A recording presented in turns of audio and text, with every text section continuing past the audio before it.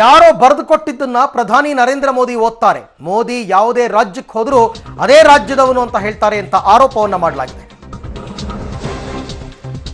ರಾಯಚೂರಿನ ಗಿಲ್ಲೆ ಸುಗೂರಿನಲ್ಲಿ ಎಚ್.ಡಿ. ಕುಮಾರಸ್ವಾಮಿ ಈ ರೀತಿ ಆರೋಪವನ್ನ ಮಾಡಿದ್ದಾರೆ. ಮೋದಿಯಂತೆ ಕನ್ನಡ ಮಾತಾಡಿ ವ್ಯಂಗ್ಯವಾಡಿಸಿದ್ದಾರೆ ಜೆಡಿಎಸ್ ರಾಜ್ಯಾಧ್ಯಕ್ಷ.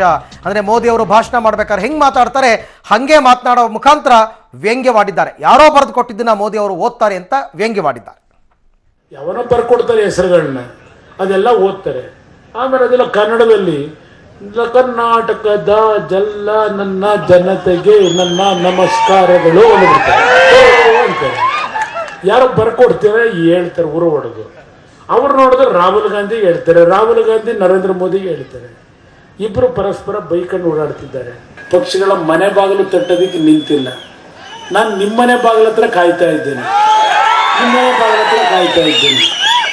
ರಾಹುಲ್ ಗಾಂಧಿ ಅವರು ಮೊನ್ನೆ ಒಂದು ಪ್ರಶ್ನೆ ಮಾಡಿದ್ದಾರೆ ನಮ್ಮ ತಂದೆಗೆ.